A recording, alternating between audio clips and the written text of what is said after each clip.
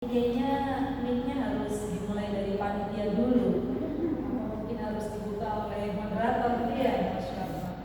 Ibu, monggo dirapikan dulu softnya.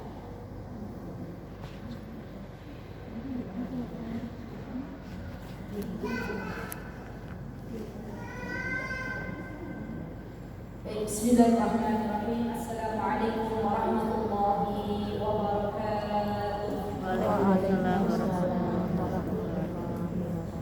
Alhamdulillahilladzi bi ni'matihi tatimmu shalihat.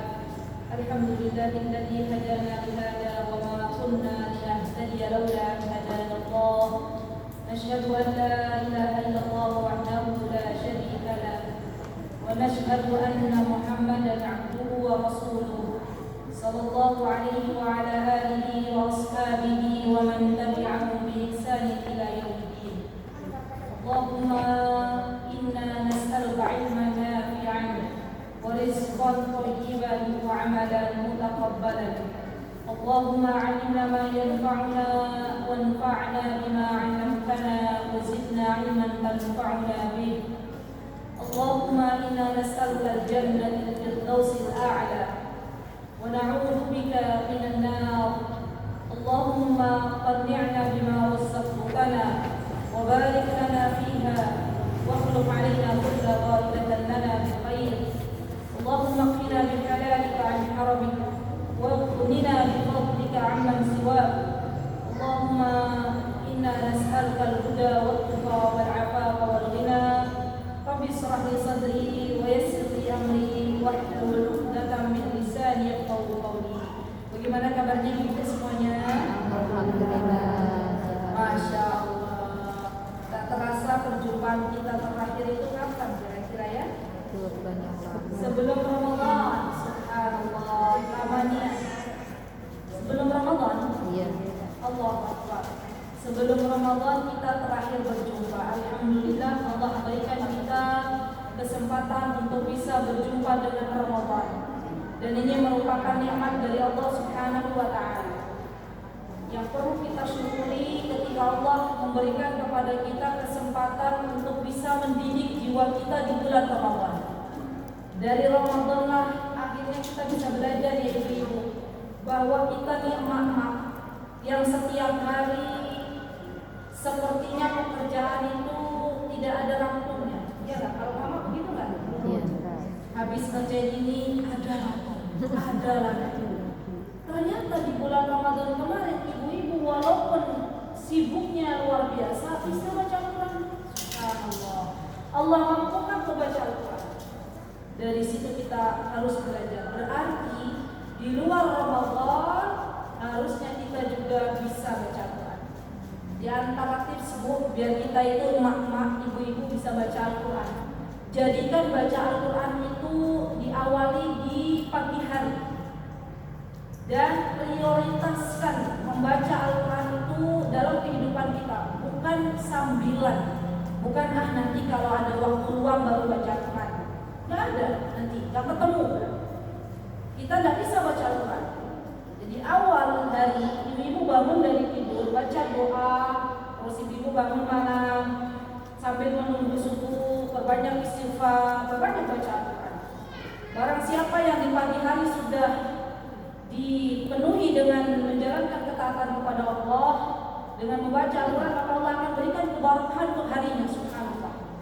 Dan barang siapa di pagi hari yang teringat adalah dunianya, closingan orderan, maka Allah akan cerai berikan dunianya, nggak dapat dunianya. Subhanallah. Dan dari Ramadan ibu kita bisa tahu subhanallah, walaupun mungkin kalau emak-emak itu subhanallah tenaganya makannya sedikit. Emak-emak itu kan gitu kan? Iya. Baru makan anaknya nangis, baru minum anaknya minta kamar mandi, gitu kan? Rasain gak sih? Kalau saya kok begitu ya? Saya lagi baru mau minum, Hamzah sudah gitu, nggak tertinggal. Tapi subhanallah, Allah tuh ngasih kepada kita kekuatan. Subhanallah. Coba ibu-ibu Ramadan kemarin, kalau kita nggak haid, nggak nifas, buat bukan puasa, maka masya Allah. Artinya Kalau setelah Ramadan ini ada puasa-puasa sunnah, baik itu puasa Senin Kamis ataupun puasa Ayyamul Bid, kalau kita niat ingin mencari ridha Allah, maka Allah akan kuatkan. Jangan lupa kalau mau puasa sunnah izin dulu ke suami masing-masing, ya. Baik, dan dari bulan Ramadan akhirnya kita bisa belajar bahwa yang namanya ibu-ibu itu bisa sholat qiyamul lail. Subhanallah. Ada banyak ibu-ibu yang merasa khawatir kalau bangun malam nanti paginya ngantuk. Kalau sholat malam nanti setelah sholat malam nggak bisa tidur lagi.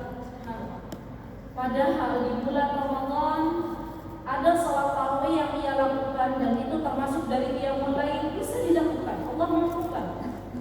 Dan kita berdoa ya Allah agar jejak-jejak kita di bulan Ramadan kemarin Allah berikan keistiqomahan. Allahumma rzuqna istiqamah. Boleh minta kepada Allah, ya Allah berikanlah keistiqomahan.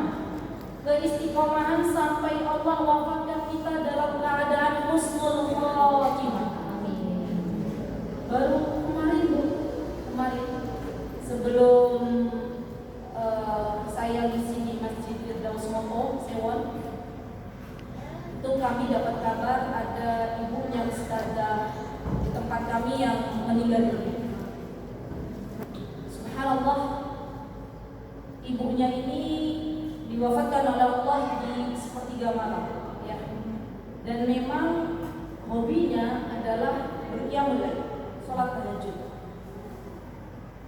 Apabila kita ingin diwafatkan dalam keadaan husnul khatimah, maka Allah akan wafatkan kita sesuai kebiasaan kita masing-masing. Ibu-ibu hobinya saum, puasa, Allah wafatkan dalam keadaan saum. Ibu-ibu hobinya menuntut ilmu, Allah wafatkan dalam keadaan menuntut ilmu. Ibu-ibu hobinya baca Al-Quran, Allah wafatkan dalam keadaan baca Al-Quran. Sesuai dengan apa yang kita cintai dan kebiasaan kita. Dan ketahuilah kullu nafsin dha'iqatul maut. Setiap yang berjiwa itu pasti akan merasakan kematian. Kalau orang-orang saleh sudah mendahului kita untuk berjumpa dengan Rabb-Nya, tinggal kita yang menunggu giliran kapan datangnya kematian itu dan dalam keadaan apa kita diwafatkan oleh Allah Subhanahu wa taala. Anaknya bercerita, ustazahnya bercerita kepada saya. Ketika saya tanya, ya, semoga ustazah diberikan kesabaran karena ibunya tuh usianya baru 48 tahun. Ya, belum sepuh banget ya. 48 tahun, mungkin ada usia ibu 48 tahun. Di sini ada kan yang usianya 48 tahun, atau mungkin bahkan pria. Diwafatkan dalam usia 48 tahun. Subhanallah, kata beliau, kata ustazahnya yang ada tempat kami itu ketika ditalkin, subhanallah, talkinnya mudah. Masya Allah, lihat tuh orang-orang yang rajin salat malam, yang rajin mendekatkan diri kepada Allah. Ketika datang sakaratul maut, Allah berikan kemudahan. Ya subhanallah. Kata ustazah, alhamdulillah ibu pas waktu ditalkin tuh mau ngikutin sampai akhir. Subhanallah, wafat yang begitu indah, ya, akhir hidup yang begitu indah.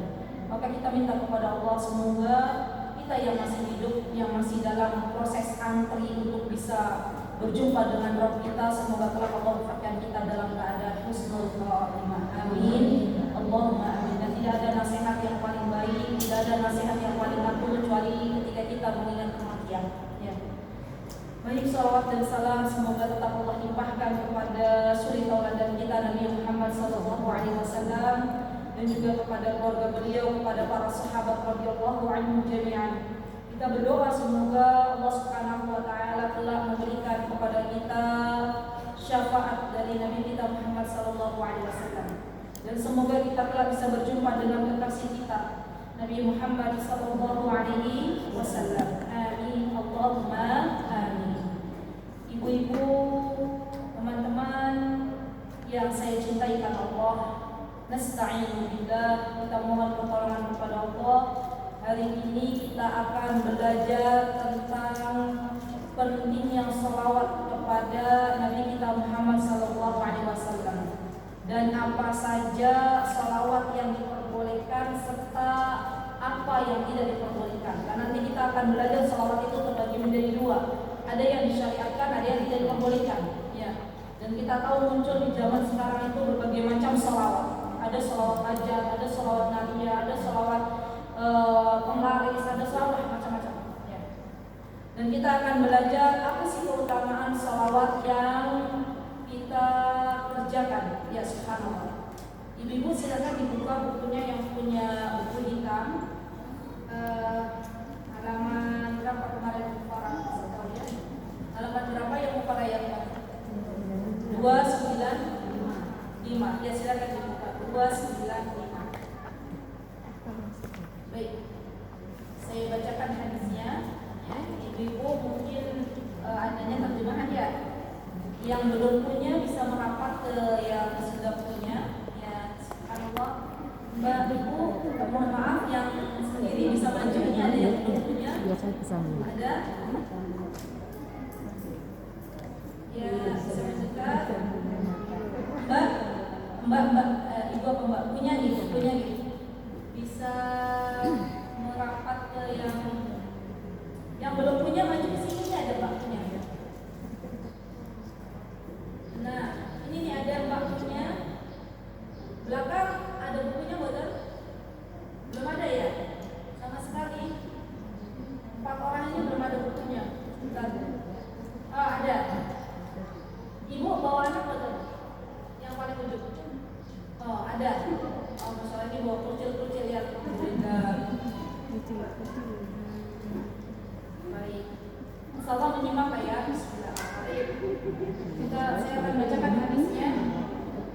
Haddatsana Salamah bin Waqtan qala sami'tu Anas wa Malik bin Anas wa Malik bin Aus bin Haddathan anna Nabiy sallallahu alaihi wasallam kharaja yatabarraz wa lam yajid ahadan yattabi' فخرج عمر رضي الله عنه فاتبعه بفخارة أو من قهارة فوجدوه ساجدا في مسرب فتنحى فجلس وراءه حتى رفع النبي صلى الله عليه وسلم رأسه فقال أحسنت يا عمر حين وجدتني ساجدا فتنحيت عني إن جبريل جاءني فقال من صلى عليك واحدة صلى الله عليه 10 ورفع له 10 درجات.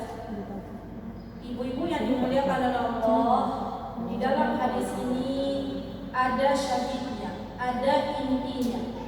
Inti dari hadis ini adalah perkataan Jibril alaihissalam yang memberitahukan kepada Rasulullah sallallahu alaihi wasallam bahwa barang siapa yang bersolawat kepada engkau wahai Nabi Muhammad 1 kali, maka Allah Azza wa Jalla akan bersolawat kepadanya atau akan memberikan kebaikan 10 kali.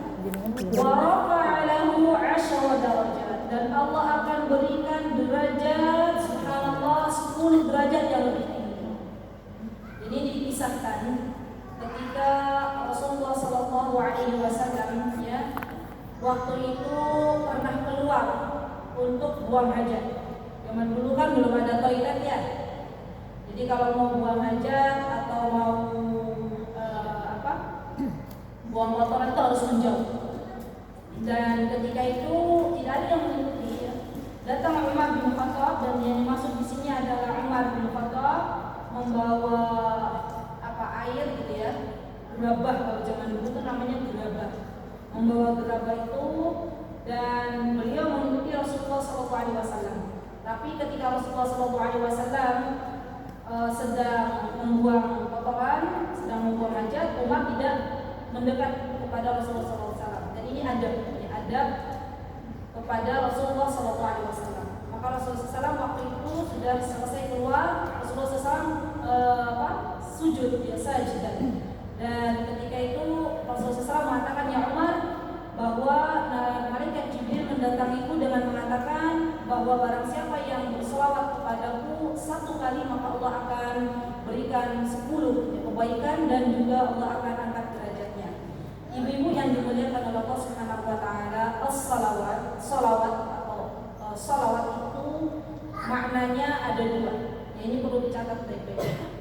Kalau salawat dari kita kepada Nabi Muhammad, Allahumma sholli ala Muhammad, atau yang biasa kita baca di tasyahud kita ya, Allahumma sholli ala Muhammad wa barik ala Muhammad, itu artinya adalah doa.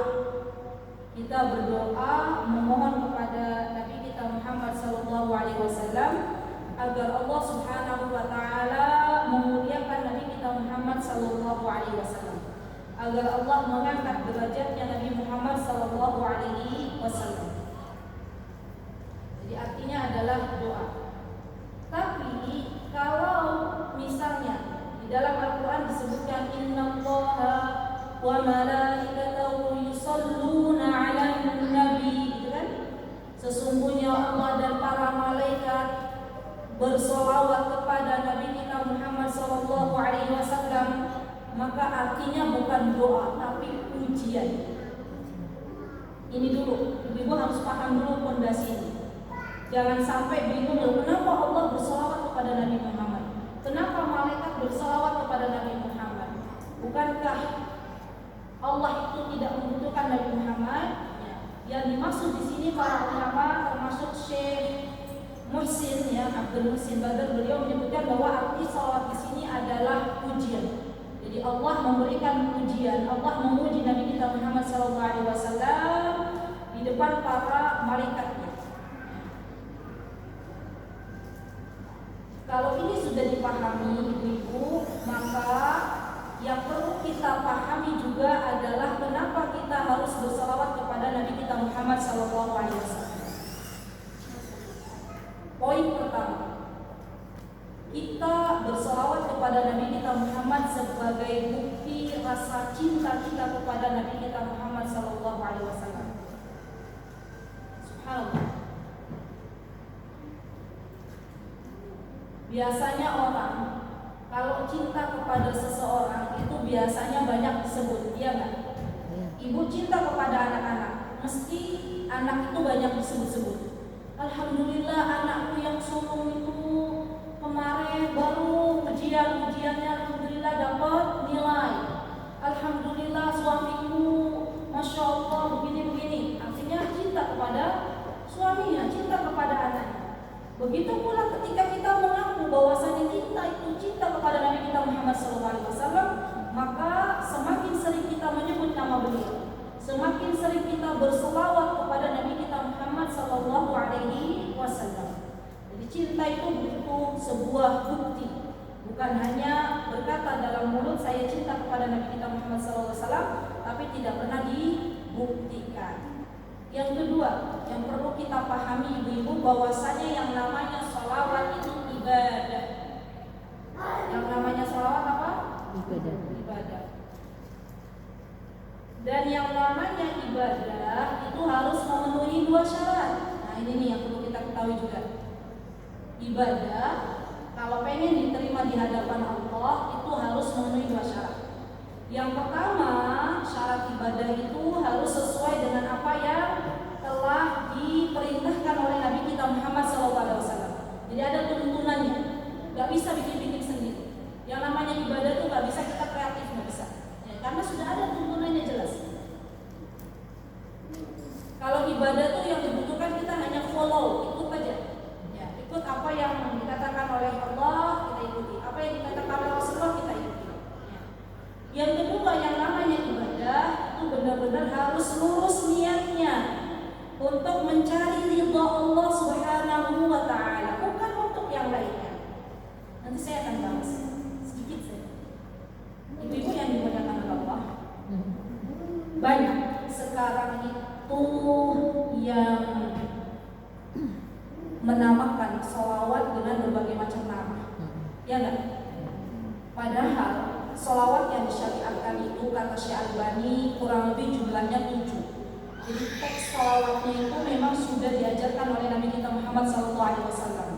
Termasuk diantaranya Allahumma salli ala Muhammad, ya Allahumma salli ala Muhammad wa ala ali Muhammad wa barik ala Muhammad wa ala ali Muhammad kama barakta ala Ibrahim, gitu. Itu juga sudah. Atau sallallahu ala Muhammad, itu juga termasuk dari sholawat-sholawat yang diajarkan oleh Nabi kita Muhammad SAW. Dan apabila misalnya ada orang dia bersolawat dengan solawat-solawat yang tidak pernah diajarkan oleh Nabi kita Muhammad SAW, tapi dia mengambil solawat ini, mohon maaf sekali, dari guru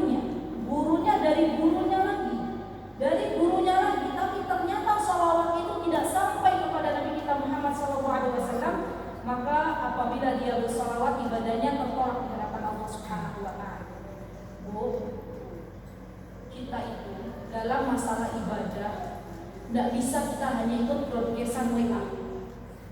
Kan banyak tuh sekarang ya, ada sholawat ini keutamaannya melariskan dagangan, gitu ya.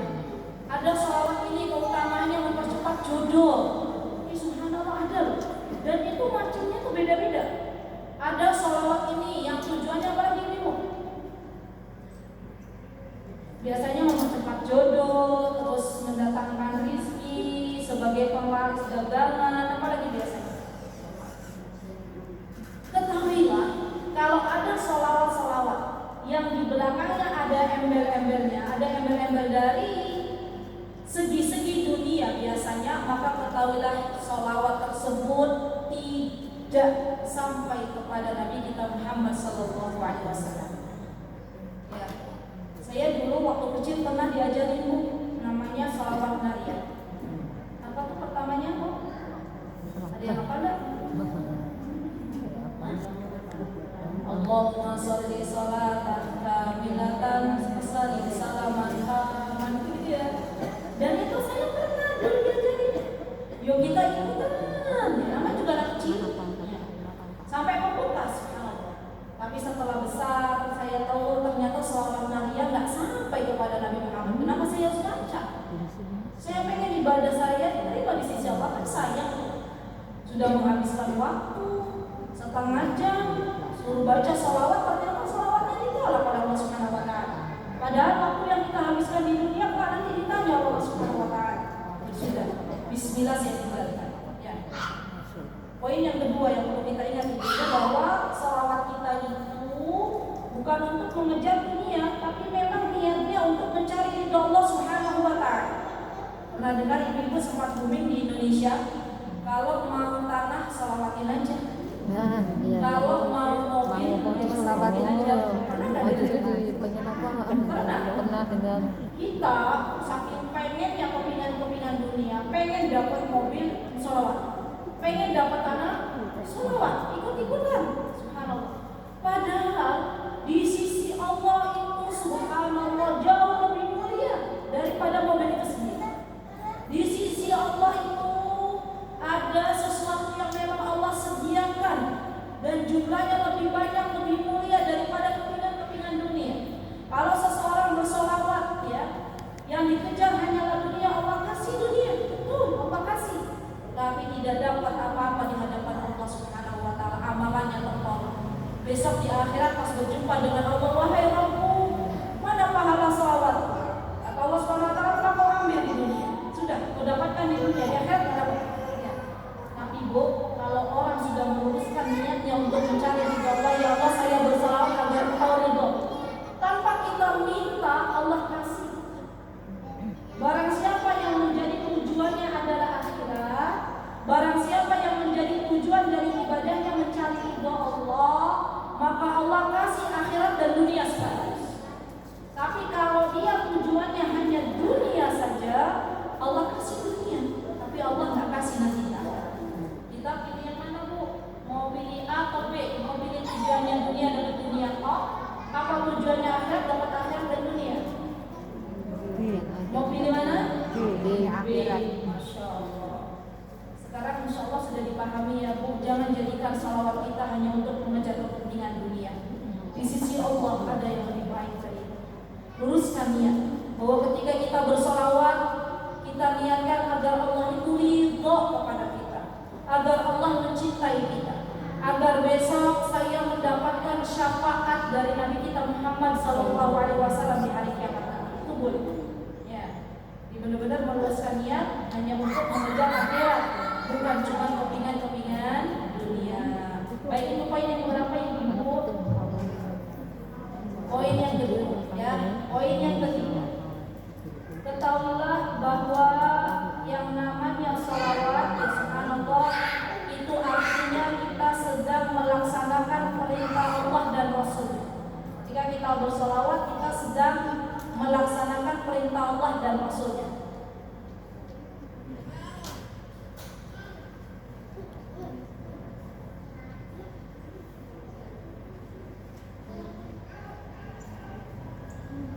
Dan yang keempat, poin yang keempat, ketika seseorang itu dia berdoa kepada Allah, di antara keutamaan salawat yang telah dijelaskan oleh Nabi kita Muhammad SAW, maka di antara adab yang harus diterapkan adalah memuji Allah dulu, as-sana'u 'ala Allah. Yang kedua, kita bersalawat kepada Nabi kita Muhammad SAW. Jadi Bu, yang namanya berdoa itu ada adabnya. Kita kalau mau nulis proposal aja, mau sesuatu yang kita inginkan dari hambanya Allah, pastikan kita nulis proposal kan? Gak asal kita minta sesuatu, pasti ada proposal. Nah, di antara adab yang mesti kita lakukan ketika kita akan berdoa kepada Allah, dan ini diberitahukan oleh Rasulullah SAW, di antaranya kita memuji Allah dulu. Ya, Allahumma antas samad, Allahumma antal haqq wa wa'dukal haqq, misalnya. Kita puji Allah. Ya. Lakal hamdu wa lakal syukur, lakal thana'. Kemudian baru kita baca salawat. Allahumma salli ala Muhammad wa ala ali Muhammad kama shallaita ala Ibrahim wa ala ali Ibrahim. Wa barik ala Muhammad wa ala ali Muhammad kama barakta ala Ibrahim wa ala ali Ibrahim innaka Hamidum Majid. Baru kemudian kita berdoa. Rabbana hab lana min azwajina wa dhurriyyatina qurrata a'yun waj'alna lil muttaqina imama. Misalnya itu pengen keluarganya sakinah mawaddah warahmah, diberikan anak-anak keturunan yang salih dan salihah. Berdoa lagi, Allahumma ja'alni muqimas shalah wa min dhurriyyati rabbana wa taqabbal du'ai. Ya Allah, saya pengen anak-anakku rajin salat. Baca doa lagi. Ya, Rabbi habli minas shalihin. Jadi doa itu Bu harus diawali dengan pujian kepada Allah dan bersalawat kepada Nabi kita Muhammad sallallahu alaihi wasallam. Baik, poin yang kelima. Ya, di antara keutamaan salawat adalah kelak orang-orang yang bersalawat kepada Nabi kita Muhammad SAW akan mendapatkan syafaat dari beliau. Ya, Masya Allah.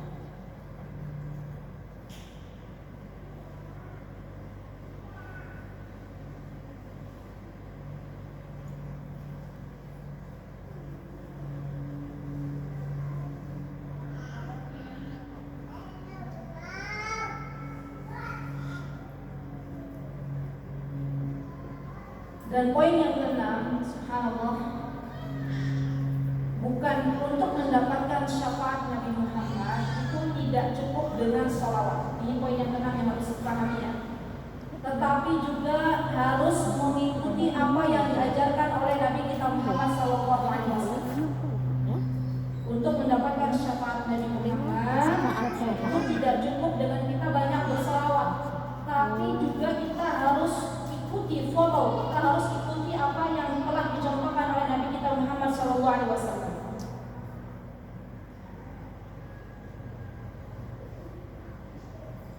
Satu paket. Gak bisa kita sholawat terus tapi kita mengamalkan apa-apa yang tidak diajarkan oleh Nabi Muhammad. Itu gak bisa dapat syafaat. Dan orang yang bersalawat kepada Nabi Muhammad dan juga dia mengikuti apa yang diajarkan oleh Nabi Muhammad SAW, besok di akhirat ibu-ibu dapat minum dari telaganya Rasulullah SAW. Allah Akbar. Ini yang kita harapkan. Semoga kita semuanya diberikan kesempatan untuk bisa meminum dari telaganya Rasulullah SAW. Ketahuilah wahai saudariku, besok ketika kita dibangunkan dari kubur, kita itu dalam keadaan haus. Itu Rasulullah yang mengabarkan. Semua manusia yang diangkat dari kubur, dibangkitkan dari kubur dalam keadaan haus. Dan besok ada telaga Rasulullah SAW yang memang Rasulullah sediakan untuk umatnya. Allah kasih kepada Nabi Muhammad SAW al-haud. Haud itu telaga. Ibu-ibu yang sudah bergabung dengan Pak Uye sudah lama dari Masjid Al-Hidayah yang Kajen, itu sudah pernah belajar. Kitab apa namanya mesinnya? Kak Kiki? Kitab apa namanya? Yo, sudah hatam, sudah ujian juga. Kitab Lamiyah, Haiyah, ini betul. Karya Ibnu Taimiyah, ya kan? Kita belajar tuh haud bagaimana. Dan nanti ada orang-orang ibu-ibu yang terusir dari telaganya Rasulullah SAW. Rasulullah mengatakan, ummati, sini, umatku sini, ayo minum dari telagaku. Ternyata ada penjaga-penjaga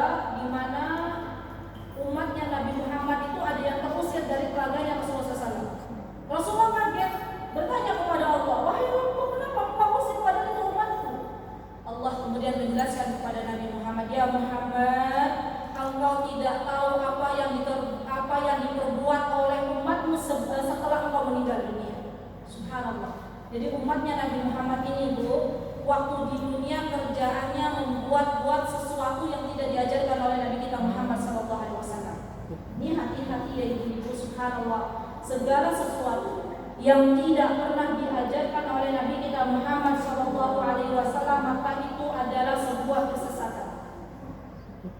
Dan agar kita mengetahui mana yang diajarkan Nabi Muhammad, mana yang tidak diajarkan, butuh yang namanya ilmu, butuh duduk di majelis ilmu, ya. Bukan hanya ikut-ikutan, oh fulana ikut kanan kita ikut kanan, oh fulana ikut kiri kita ikut kiri, oh lagi rame yang lagi viral apa kita ikutan, oh di masyarakat kita seperti ini kita ikutan. Kita nggak mau tahu apakah itu ada landasan dari Rasulullah atau tidak. Dan ini termasuk dari umat Nabi Muhammad yang telah diusir oleh Allah Subhanahu wa taala, tidak bisa minum dari telaganya Rasulullah SAW. Padahal kalau ibu-ibu tahu, telaganya Rasulullah itu subhanallah, barang siapa yang minum satu tegukan saja dari telaganya Rasulullah SAW, maka dia tidak haus selamanya. Subhanallah. Dan telaganya Rasulullah SAW itu dikabarkan bahwa airnya lebih putih daripada susu itu sendiri. Manisnya lebih manis daripada madu, subhanallah. Dan tidak bisa kita bayangkan bagaimana air yang ada di telaganya Rasulullah SAW. Kita hanya mampu berusaha agar Allah berikan kepada kita kelak kesempatan untuk bisa minum dari telaganya Rasulullah SAW. Di masa hidup ini kita berusaha untuk banyak berselawat dan juga mengikuti apa yang diajarkan oleh Nabi kita Muhammad SAW. Baik. Kemudian poin yang selanjutnya yang berkaitan dengan salawat ibu-ibu, bahwa salawat ini diperintahkan untuk diperbanyak pada malam Jumat. Jadi malam Jumat selain surah Al-Kahfi yang kita baca, ada yang diperintahkan oleh Nabi kita Muhammad SAW, yaitu memperbanyak salawat. Jadi nanti malam ibu-ibu ya, ibu langsung praktek. Alhamdulillah. Set alarm masing-masing. Habis kajian ini di set alarmnya. Maghrib masuk maghrib, apa tuh? Al-Kahfi time misalnya ya. Sholawat time gitu ya. Kadang mama tuh lupa. Siang ini ya Allah nanti malam saya mau bersolawat. Nanti malam sampai rumah anaknya, besok ujian kamu ngajarin. Sadar-sadar udah subuh, astagfirullah sudah subuh belum bersolawat gitu. Dibikin aja lah. Kata-kata di rumah saya itu sering bunyi alarm Bu, ya. Ternyata pelajaran ini udah bunyi alarm lagi, Al-Kahfi time ada bunyi alarm lagi, kan kita semuanya di rumah banyak ya, jadi alarm suka bunyi ya, itu pengingat apa ya. Jadi ibu-ibu ingatkan malam Jumat, malam nanti perbanyak salawat kepada Nabi kita Muhammad Sallallahu Alaihi Wasallam. Ya baik. Kemudian berkaitan dengan salawat ini ibu-ibu, pastikan salawat yang dibaca itu adalah salawat yang bersandar kepada Nabi kita Muhammad SAW. Yang tadi saya katakan pembagian salawat ada dua, ada yang syar'i, ada yang tidak syar'i. Yang syar'i itu adalah salawat yang telah diajarkan teksnya oleh Nabi kita Muhammad SAW. Dan yang tidak syar'i adalah salawat-salawat yang biasanya diambil dari hadis-hadis yang palsu, hadis-hadis yang lemah sanadnya. Dan biasanya salawat-salawat yang palsu yang banyak berkembang di masyarakat kita itu dinukilkan dari salah seorang ahlul ilm misalnya. Saya tidak menyebutkan siapanya, tapi ibu-ibu saya yakin sudah tahu. Jadi sholawatnya ijazah dari bulan bin bulan misalnya. Sama ibu-ibu dapat kayak gitu, yuk diamankan ini sholawatnya dari bulan, dari guru ini. Subhanallah, padahal yang namanya sholawat itu harus disandarkan kepada Nabi kita Muhammad Sallallahu Alaihi Wasallam. Dan yang namanya ibadah itu sudah diterangkan oleh Rasulullah Sallallahu Alaihi Wasallam sudah gamblang-gamblangnya. Tidak perlu kita cari dari sumber yang lain, tetap kita cari rujukan dari Al-Quran dan hadis-hadis sahih Nabi kita Muhammad Sallallahu Alaihi Wasallam. Ya subhanallah. Baik. Kemudian ibu yang kemudian Allah, di antara kita membaca sholawat itu tidak perlu dikeraskan. Nah, ini penting juga nih, poin yang mesti kita ketahui, bahwa yang namanya dzikir kepada Allah, yang namanya ibadah kepada Allah itu tidak perlu yang namanya dikeraskan. Dulu para sahabat pernah ketika mereka berada di sebuah lembah, mereka bertahmid dengan suara keras. Rasulullah SAW menegurnya. Kata Rasulullah SAW, wahai para sahabat, ketika engkau mengingat Allah, pelankanlah suaramu, karena yang kau tunjukkan adalah zat yang tidak tuli. Yang kau tunjukkan ya pada Allah Subhanahu wa taala adalah zat yang maha mendengar. Jadi tidak perlu yang namanya sholat itu harus bareng-bareng, kumpul, apalagi sampai pakai alat musik, ya subhanallah. Dan ini tidak pernah dicontohkan oleh Nabi kita Muhammad SAW dan juga oleh generasi setelahnya. Ya subhanallah. Dan yang paling unik itu ada banyak di antara kita itu yang sudah hafal lafaz sholawat yang tidak disyariatkan, tapi nggak paham maknanya. Ada yang begitu? Karena seringnya sholawat itu dibaca, akhirnya hafal sholawat itu, tapi nggak paham maknanya, nggak tahu artinya apa yang dibaca, hanya ikut-ikutan dan sering mendengar. Subhanallah. Dan jangan jadikan telinga kita itu mendengar sesuatu yang tidak diperintahkan oleh Allah dan Rasulnya. Lama-kelamaan kalau sering didengar akan masuk ke dalam alam bawah sadar kita dan kita hafal. Bahkan akhirnya itu menjadi sebuah otomatis dalam mulut kita terucap sebuah hal yang tidak dianjurkan oleh Nabi kita Muhammad SAW. Baik, kemudian di antara poin yang mungkin perlu kita ketahui bersama-sama bahwa yang namanya sholawat itu tidak ada hitungan tertentu kecuali hitungan yang sudah dijelaskan oleh Nabi kita Muhammad SAW. Dan ini juga berlaku dalam semua ibadah. Sekali lagi, dalam semua ibadah, baik itu sholawat ataupun ibadah-ibadah yang lainnya, tidak perlu ada batasan hitungan kecuali hitungan yang sudah ditetapkan oleh Allah dan Rasulnya. Contoh misalnya, ibu-ibu bertasbih 33 kali setelah sholat, itu boleh nopo badan? Kenapa boleh? Ada tuntunannya memang. Tapi ketika ibu-ibu habis sholat misalnya baca bismillah 1000 kali misal, itu boleh nopo badan? Kenapa? Jadi kadang kita tuh kan saking semangatnya ya, semangat kita pengen ibadah. Mungkin kalau Jawa pengen semangatnya ibadah, biasanya orang Jawa ini jadi ini ya, pengen ibadah semangat. Ono moco gitu ya, baca ya Allah, baca bismillah 100 kali, dapat keutamaan ini dibaca Bismillahirrahmanirrahim, Bismillahirrahmanirrahim sampai gitu ya subhanallah. Padahal itu tidak ada tuntunan. Hati-hati Bu, ada kitab itu namanya Fadhailul A'mal, kitab yang berkaitan dengan fadilah-fadilah amal tertentu. Pastikan kitab itu merujuk kepada hadis-hadis sahih, karena banyak hadis-hadis palsu yang akhirnya dibuat sebuah kitab dan di situ disebutkan keutamaan dari amal-amal saleh. Ya, jelas ini adalah sebuah kesalahan besar ya, mengatasnamakan Nabi kita Muhammad SAW, padahal Nabi kita Muhammad SAW tidak pernah mengatakannya. Ya. Jadi ibu-ibu sekali lagi jangan pernah kita terpancing dengan hitungan tertentu kalau memang hitungan itu tidak ada pondasinya, tidak ada dalilnya, tidak ada nasnya, baik dari Al-Quran maupun dari Nabi kita Muhammad SAW. Sudah berapa poin yang dicatat berhubungan dengan salawat? 9. Nah, Ibu di sini berapa poin? Berapa? 9. Nah, belakang berapa? 8. Kenapa bisa jadi?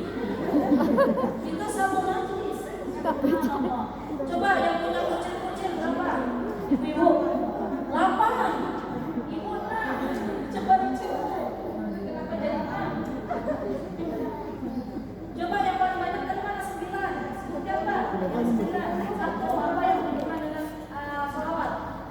sebagai bukti cinta kita pada Nabi. Yang 9 tadi yang bilang 9. Ya, Ibu satu. Sebagai bukti cinta kepada Nabi. Bukti cinta kepada Nabi 2. Sholawat itu ibadah. Salawat itu ibadah. Ibu yang 6 tolong dicek. Salawat itu ibadah. Yang kedua yang ketiga.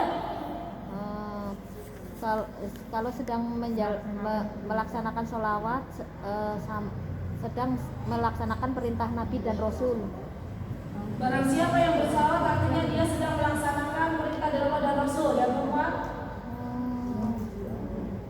ketika akan bersolawat memuji dulu Allah. Adab bersolawat. Poin yang keempat, ketika kita berdoa kepada Allah maka dimulai dengan memuji Allah dan bersolawat kepada Nabi kita Muhammad. Baik, yang kelima, Ibu cek masing-masing.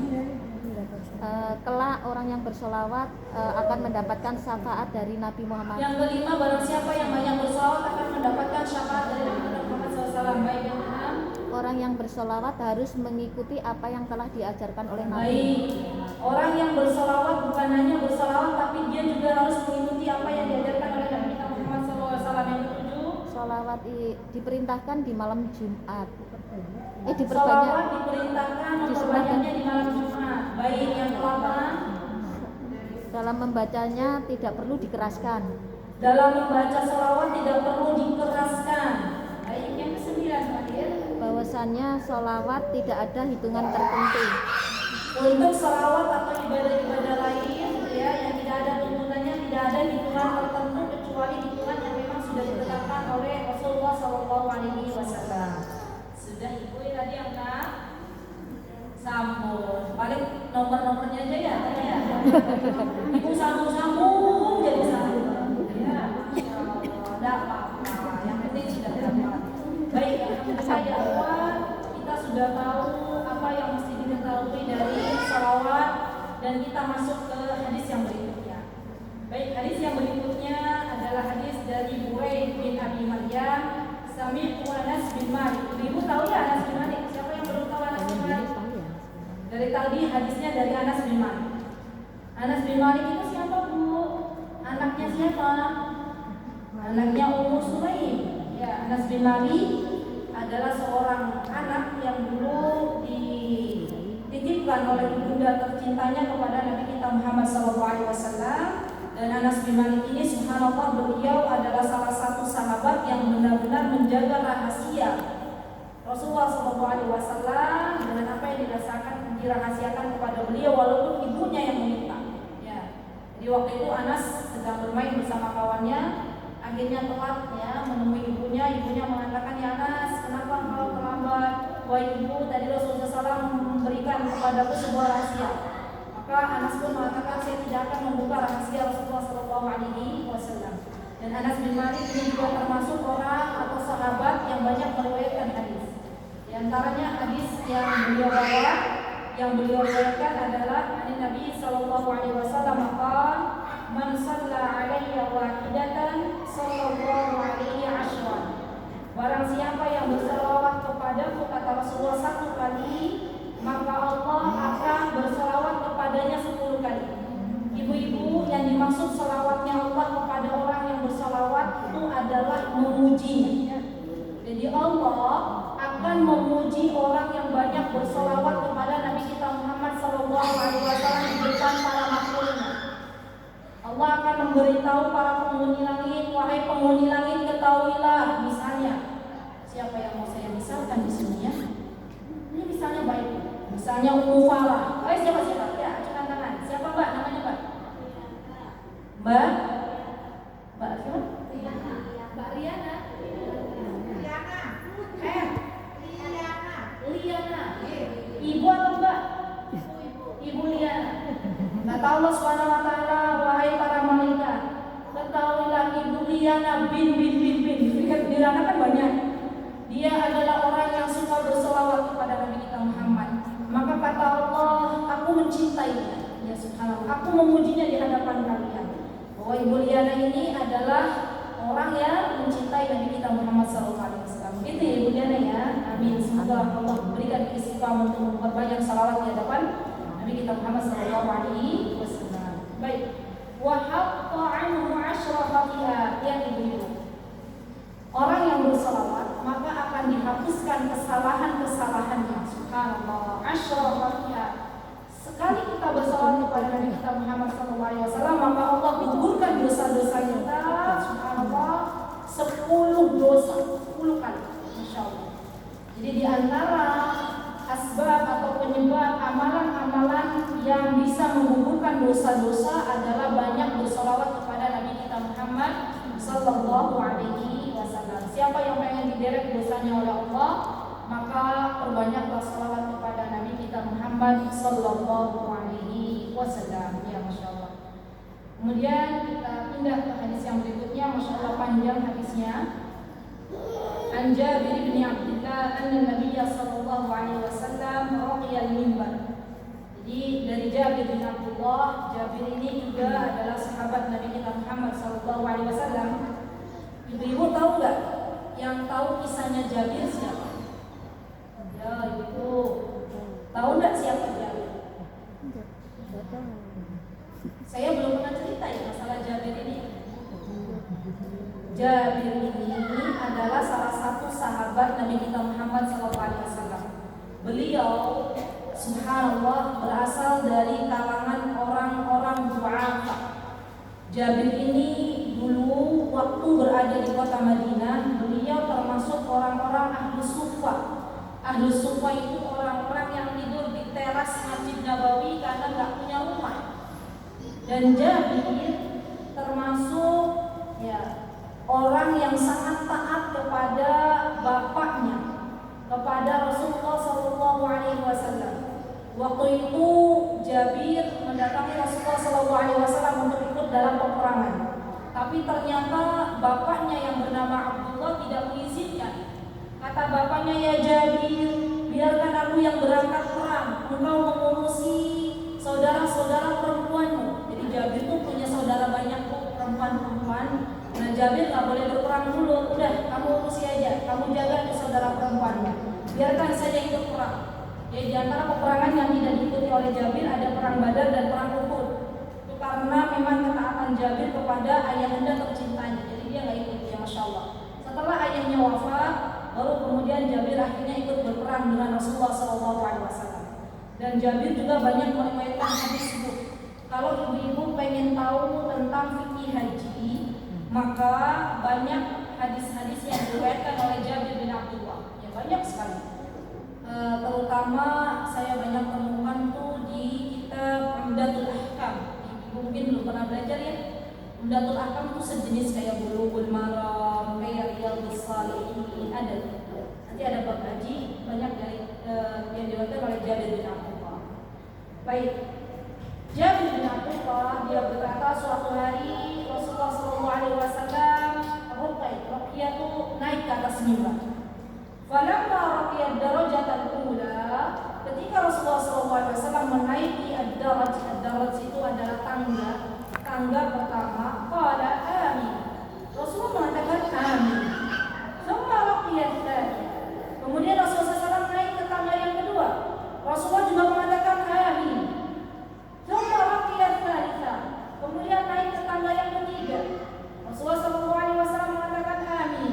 Faqalu, para sahabat bertanya, ya Rasulullah, sami'na taqulu amin 3 marrat. Ya Rasulullah, kami mendengar engkau mengucapkan kata amin berapa kali? 3 kali. Ini menunjukkan yang namanya mimbar. Zamannya Rasulullah itu ada tangganya.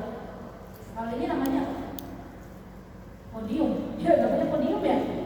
Jadi mimbar yang harusnya dipakai untuk Jumatan, yang kalau ada orang khotib naik ke mimbarnya Rasulullah, kalau itu mimbarnya mimbarnya Rasulullah itu berarti pakai tangga. Ini kan Rasulullah di darajatil ula, darajat tsaniyah, tsalitsah. Berarti Rasulullah naik ke atas tangga. Ya, Masya Allah. Ibu-ibu pernah lihat mimbar yang ada di Masjid Nabawi? Ya Allah, saya berdoa, ya Allah, jadikanlah ibu-ibu yang hadir ini, ya Allah, berikanlah kemudahan untuk bisa melihat mimbarnya Rasulullah langsung ke sana, ya Allah. Amin. Allahumma amin. Semoga Allah mudahkan jalannya. Semoga Allah mudahkan jalannya. Doa.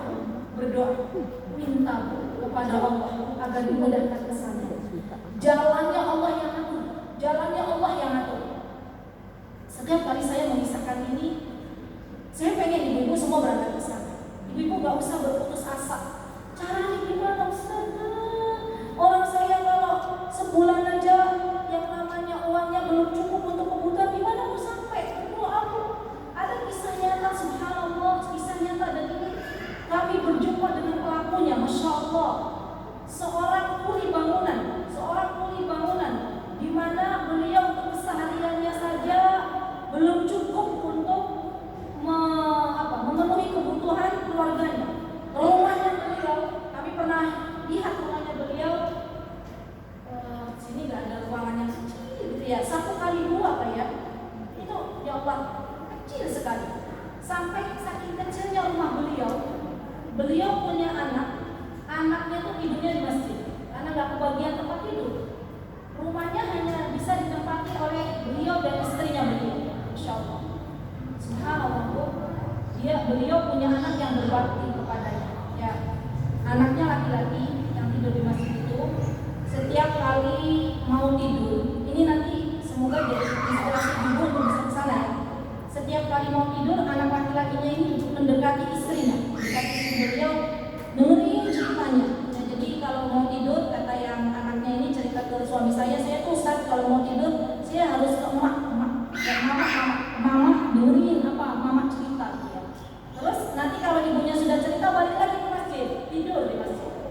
Subhanallah bu, si anaknya ini yang berbakti ini menikah, bikin usahanya ibu jangan pikirkan usaha yang properti atau usaha yang mungkin usaha yang wah gitu ya. Bikin usaha, subhanallah, bikin produknya tuh produk ini loh bu, bikin kayak misalnya pembersih toilet yang kalau dikuas terus selesai diguyur gitu, bersih gitu ya. Subhanallah, dari situ Allah berikan keberkahan. Insya Allah sebentar lagi ya sudah didaftarkan, semoga Allah berikan kemudahan yang anak ini bu mengumrahkan ibunya, bapaknya, bapak mertuanya, ibu mertuanya, dirinya, istrinya, dan anak bayinya. Subhanallah, 7 mertua. Kita sampai geleng-geleng kepala. Kita tuh mengenal dekat dengan beliau. Ya Allah, dengan caramu Engkau kabulkan semua doa hamba-hamba. Kalau kita pikir secara akal matematika kita nggak nyampe. Sampai kemarin ibu mertua saya tuh menengok bapak yang kuli bangunan ini, sampai katanya bapaknya tuh juga nggak percaya gitu. Ya Allah, sebentar lagi Allah akan panggil kami untuk ke sana ya, insya Allah. Dan itu menjadi pelajaran berharga bagi kami. Barang siapa yang terus berdoa, ya Allah pengen saya ke Masjidil Haram, ya Allah saya pengen ke Masjid Nabawi, jangan pernah berkecil hati. Itu hambanya Zat yang Maha Kaya. Berdoa kepada Allah dengan caranya Allah kasih kepada kita. Kita nggak akan ngerti bagaimana caranya. Yang penting kita berdoa, berusaha, ikhtiar, dan Allah yang akan memanggil kita semua. Ya masya Allah. Semoga jadi inspirasi ya Bu ya. Mudah-mudahan kita tetap semangat untuk bisa berjumpa dengan dengan Masjidil Haram dan dengan Masjid Nabawi. Baik. Kemudian di sini Rasulullah SAW mengatakan amin karena sama qala lamma raqaitu darajatal ula ja'ani Jibril. Kata Rasulullah SAW, waktu saya menaiki tangga yang utama, Jibril berkata kepada saya. Ya. Apa perkataan Jibril? Maka syaqiyya abdun. Jibril mengatakan bahwasanya celakalah seseorang. Adraka Ramadan fansalakha minhu wa lam yughfar lahu. Datang bulan Ramadan, selesai bulan Ramadan, dia tinggalkan Ramadan tapi dia dalam keadaan tidak diampuni oleh Allah Subhanahu wa taala. Ini orang yang merugi yang pertama. Dan semoga kita tidak termasuk dari hamba-hamba Allah yang merugi. Kita telah selesai bulan Ramadan, meninggalkan Ramadan, semoga kita dosa-dosa kita sudah diampuni oleh Allah Subhanahu wa taala. Faqultu amin. Kata Rasulullah SAW, maka saya katakan amin. Ketika Jibril mengatakan barang siapa yang telah berjumpa dengan Ramadan tapi dia tidak diampuni dosanya oleh Allah, maka kata Rasulullah amin. Summa qala, kemudian Jibril mengatakan syaqiyya abdun, lihat ibu-ibu, celaka juga seorang hamba. Adraka walidayhi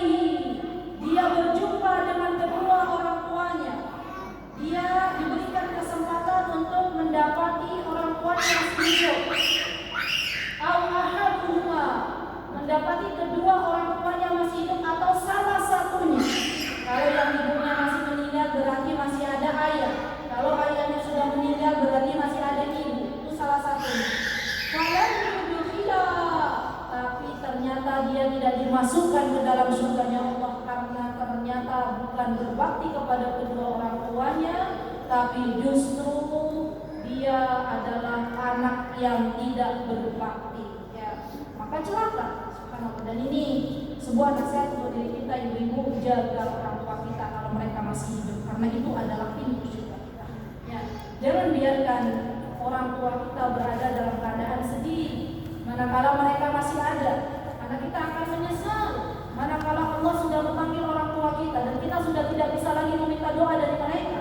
Ya, subhanallah. Jaga orang tua kita, berbaktilah kepada mereka, dan jangan lupa bagi seorang istri ajak suaminya untuk menjadi suami yang berbakti kepada ibu bapaknya bareng-bareng. Ya.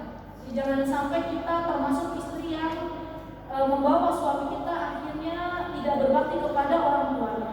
Na'udzubillah, summa na'udzubillah. Faqultu amin. Kata Rasulullah SAW, maka saya katakan amin. Summa qala. Kemudian Jibril mengatakan lagi ketika saya sudah berada di tangga yang ketiga. Syaqiya abdun, celakalah seorang hamba, dzukirta indahu wa lam yasla 'alaika faqultu amin. Kemudian Jibril mengatakan, celakalah seorang hamba yang disebutkan nama Nabi kita Muhammad SAW tapi tidak mau berselawat kepadamu, maka saya katakan amin. Ya, subhanallah. Dari hadis yang panjang ini, Bu, ada pelajaran yang bisa kita ambil. Apabila disebutkan nama Nabi Muhammad SAW, maka hendaklah kita berselawat kepada Nabi kita Muhammad SAW. Ya, subhanallah. Kemudian hadis yang selanjutnya masih mirip-mirip, insyaallah tidak butuh penjelasan. Nabi Hurairah anna Rasulullah sallallahu alaihi wasallam qala, "Man shalla 'alayya wahidatan sallallahu alaihi ashran." Ini sama ya, hanya riwayatnya aja yang berbeda. Kalau yang pertama tadi dari Anas bin Malik, kalau yang kedua dari Abu Hurairah radhiyallahu anhu. Ibu kenal enggak sama Abu Hurairah? Coba siapa yang kenal sama Abu Hurairah, saya kasih hadiah. Mana dia? Ya, siapa yang kenal Abu Hurairah, saya kasih hadiah. Oh iya, Masya Allah, Bu Sumana, silakan Bu Sumana. Siapa Abu Hurairah? Bu Sumana, saya nggak tahu ada Bu Sumana di pojok sini. Saya melihatnya ke arah sana, ke arah sini ada Bu Sumana. Gimana Bu? Silakan. Sahabat Nabi, ahlu sufa juga. Gimana Bu? Ya, asalnya dari Yaman, kakek buyutnya, terus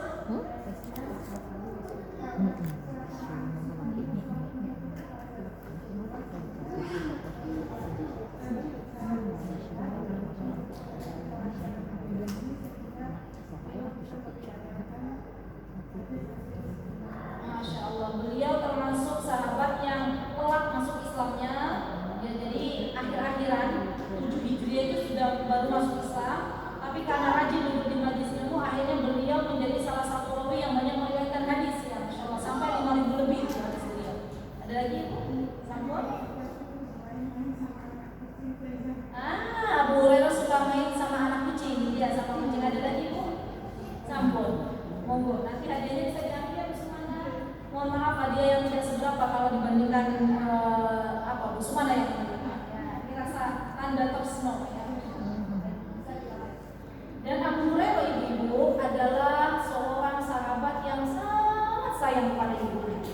Beliau itu kalau mau keluar rumah izin ke ibunya. Kalau datang dari rumah ditemui ibunya, Masya Allah. Dan tidak ada laki-laki di dunia ini yang Allah berikan kebaikan yang banyak kecuali laki-laki itu adalah laki-laki yang berbakti kepada kedua orang tuanya. Ya. Jadi ibu-ibu, kalau pengen kita itu diberikan kehidupan yang baik oleh Allah, beriman kepada Allah dan jadikan suami kita orang-orang yang taat kepada kedua orang tuanya. Ya. Allah kasih kehidupan yang baik, ya, Masya Allah. Jazakallah khairan. Baik. Abu Hurairah mengatakan Rasulullah SAW bersabda, barang siapa yang bersalawat kepada satu kali maka Allah akan bersalawat kepadanya 10 kali. Baik. Sama ini hadis yang selanjutnya sama ibu nomor ibu 500 berapa? 503 ya, itu ya. 503 ya. juga sama persis dengan yang tadi, yang naik ke atas tangga. Ya. Hanya beda ini aja, beda teks hadisnya. Ya, saya bacakan teksnya. Nabi Hurairah an Nabi sallallahu alaihi wasallam faqala amin amin amin. Qila lahu ya Rasulullah ma kunta tasna'u hadha? Qala li Jibril raghima 'abdun 'alaihi adduqa abawayhi wa haduma lam yudkhilul jannah. Qultu amin. Thumma qala raghima 'abdun abdin dakhala 'alaihi Ramadan lam yughfar lahu. Wa qultu amin. Thumma qala raghima 'ankum dhukirta 'indahu wa lam yusalli 'alaika wa qultu amin. Ini sama. Ya. Jadi tidak perlu dijelaskan karena sama dengan yang tadi hadis dari Jabir. Ya. Ibu tulis saja, ini redaksinya hampir sama dengan hadis Jabir. Baik, kemudian nomor 500 berapa ibu? 507 ya. An Juwairiyah binti Al bin Abi Dhurah. Siapa itu Juwairiyah ini, Bu? Ada yang tahu siapa Juwairiyah? Yuk, siapa? Juwairiyah itu istrinya Rasulullah SAW, Ummahatul Mukminin. Ya, namanya di antara istrinya Rasulullah SAW siapa namanya? Juwairiyah. Kalau pengen belajar istrinya Rasulullah, ada masih kajian offline di MPB. Saya yang mengisi.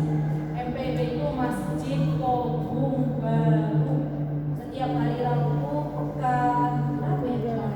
Pekan kedua dan keempat kalau tidak salah. Dan itu Masya Allah masjid baru yang memang perlu kita ramaikan. Masya Allah. Baik. Kemudian di sini anak Nabi sallallahu alaihi wasallam kharaja min indiha wa kana ismuha Barra. Jadi Juwairiyah itu sebelum masuk Islam namanya Barra, kemudian diganti oleh Rasulullah sallallahu alaihi wasallam. Wa hawwala Nabi sallallahu alaihi wasallam ismaha fasamaha Juwairiyah. Ya Juwairiyah ibunda kita ummahatul mukminin. Wa kharaja wa kariha an yudkhala wasmuha Barra. Thumma raja ilaiha ba'dama ta'ala laha wa hiya fi majlisiha. Wa qala ma zilti fi majlisik laqad qulta ba'daki arba'a kalimatin thalatha marrat. Law wuzinat bi kalimati wa zantuhunna subhanallah bihamdihi 'adada khalqi wa ridha nafsi wa zinata 'arsyi wa midada aw maddada kalimati. Ibu-ibu yang dimuliakan Allah, di sini terselip. Saya tidak tahu kenapa kok zikir ini terselip sampai ke selawat. Ibu ada nggak? Ada. Jadi kisahnya begini. Waktu itu Rasulullah SAW meninggalkan Juwairiyah ke masjid. Juwairiyah sholat di rumahnya, ya sambil berzikir kepada Allah Subhanahu Wa Taala. Dan zikirnya Juwairiyah itu lama banget. Rasulullah balik dari masjid, Juwairiyah masih berzikir kepada Allah Subhanahu Wa Taala. Maka kata Rasulullah SAW, ya Juwairiyah, aku akan beritahukan kepadamu sebuah zikir di mana zikir ini akan lebih berat timbangannya nanti di akhirat dari apa yang engkau baca dari pagi sampai aku pulang dari masjid. Zikirnya namanya Bu, boleh dihafal. Zikirnya adalah Subhanallah wa bihamdihi 'adada khalqi wa ridha nafsi wa zinata 'arsyi wa midada kalimati. Ada kan di zikir pagi? Nah, kalau kita baca zikir itu artinya subhanallah lebih baik daripada kita berdiam diri lama seperti Juwairiyah berdiam diri lama mengingat Allah Subhanahu wa Ta'ala. Baik, satu lagi ya sampai kepada satu lagi hadis sebelum kita masuk ke Zoliman, insyaallah nanti sekali hadis yang selanjutnya Nabi Hurairah qala Rasulullah sallallahu alaihi wasallam ista'idu billahi min jahannam. Ista'idu billahi min adzabil qabr. Ista'idu billahi min fitnatil masiihid dajjal. Ista'idu billahi min fitnatil mahya wal mamat. Di sini Rasulullah SAW memerintahkan untuk kita semuanya berlindung dari 4 perkara yang biasa kita baca sebelum salam. Selesai tasyahud akhir, biasanya kita baca Allahumma inni a'udzubika min adabi. Ada 2 riwayat ya Bu. Kemarin kalau ibu-ibu yang hadir baru kemarin dibahas ya. Hari Jumat kemarin di Zoom pagi yang mengadakan Surabaya Mengaji. Ada kalau yang ikut Mutiara Hikmah ada iklannya, ada pemberitahuannya. Ternyata di ini ada 2 riwayat. Ada Allahumma inni a'udzubika min adzabi jahannam, didahulukan, wa min adzabil qabr. Ada riwayat Allahumma wa min adzabi jahannam. Jadi boleh mana yang didoakan. Baru kemudian wa a'udzu bika min fitnatil masiihid dajjal. Baru terakhir wa a'udzu bika min fitnatil mahya wal mamat. Sudah hafal semua belum? Dibaca, alhamdulillah. Barang siapa yang membaca doa ini, zikir ini, maka akan dijauhkan oleh Allah Subhanahu wa taala dari fitnah kubur, dari fitnah neraka jahanam, dari fitnah kehidupan dan kematian, dan juga dari fitnah dajjal. Alhamdulillah kita selesai pagi ini, masya Allah dapat satu bab. Insya Allah bab berikutnya di pertemuan yang akan datang ya. Alhamdulillah Ustaz kami insya Allah di pekan depan yang mudah-mudahan ibu bisa banyak belajar dari beliau yang masya Allah karena ilmu beliau yang masya Allah sungguh banyak sekali yang masya Allah. Apabila ada kebenaran datangnya dari Allah Subhanahu wa taala dan apabila ada kekurangan datangnya dari saya pribadi, saya mohon maaf yang sebesar-besarnya. Aku qouli hadza wa astaghfirullah li wa lakum wa akhiru da'wana alhamdulillahi rabbil alamin. Wassalamualaikum warahmatullahi wabarakatuh. Waalaikumsalam.